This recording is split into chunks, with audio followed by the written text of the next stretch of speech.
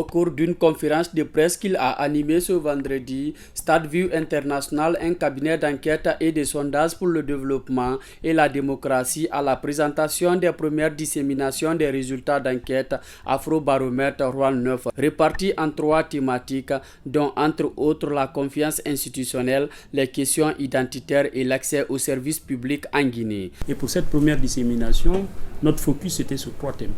Et comme on l'a dit ici, la confiance des Guinéens envers les institutions du moment, qui sont donc les institutions de la transition, les questions identitaires et l'accès aux documents d'identité.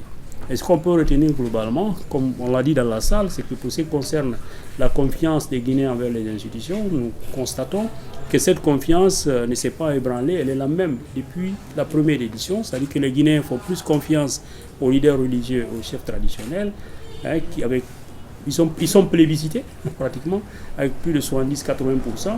Et ensuite, ce qu'on a aussi trouvé dans ces résultats-là, c'est qu'un Guinéen sur 2, pour dire à peu près la moitié des Guinéens, font confiance aux forces de défense, au président de la transition et aux conseils communaux.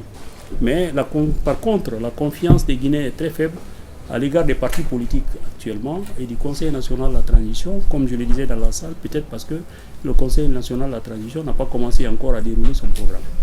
C'est que d'abord, nous avons constaté que la majorité des Guinéens se reconnaissent comme Guinéens tout court.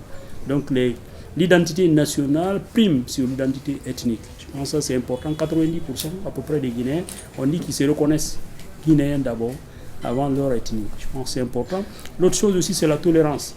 Qu'on a constaté, c'est qu'il y a la tolérance d'une manière générale, que les Guinéens disent qu'ils sont prêts à vivre avec tout le monde, tous les Guinéens, de n'importe quelle ethnie, de n'importe quelle religion, ou même les étrangers, les immigrants, comme on le voit ailleurs, ce n'est pas le cas en Guinée. Les Guinéens sont prêts à recevoir un immigrant comme voisin, mais ils ne sont pas prêts à accepter un homosexuel. Du point de vue d'accès aux documents d'identité, c'est vraiment difficile, c'est la croix et la bannière. Les Guinéens disent que c'est facile d'avoir accès aux services publics d'une manière générale, notamment aux services de l'éducation, mais qu'il est très difficile pour eux. À l'assistance de la police aussi, c'est facile d'avoir l'assistance de la police quand on a un problème. C'est très difficile d'avoir les documents d'identité simples. Une occasion mise à profit par Dr Aliou Bari, expert en gouvernance, de ressortir les difficultés qui peuvent être un facteur pour freiner le développement sociopolitique entre les gouvernants et les gouvernés. Et pour la petite histoire, Afrobaromètre mène des investigations en Afrique depuis les années 1999-2001. Et en Guinée, la première édition c'était en 2011-2013. Et nous sommes à notre 5e édition en Guinée et la 9e édition pour le compte du réseau Afrobaromètre. Et donc nous avons mené les enquêtes, comme je le disais, au mois d'août, entre le 1er et le 16 août 2022. Et nos enquêtes portent généralement sur les conditions de vie, sur la démocratie, sur le développement, et donc des questions comme la corruption, beaucoup de questions sur la démocratie.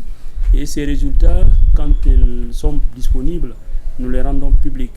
Nous les mettons à la disposition de ceux qui prennent la décision, donc des autorités du moment.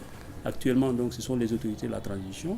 Vous avez vu tout à l'heure dans la salle qu'il y avait un représentant du ministère de l'administration du territoire qui était là. Et donc, ces informations sont partagées avec le gouvernement, mais aussi, ces informations sont mises à la disposition des partenaires au développement, comme on l'a dit, pour des fins d'accompagnement de notre pays. Donc, pour que notre pays puisse bénéficier effectivement d'assistance, d'accompagnement dans le cadre de son développement, puisqu'on est un pays en voie de développement. Cette première dissémination des résultats d'enquête permettra aux partenaires de développement et au gouvernement de mieux faire face aux priorités pour le développement de la Guinée.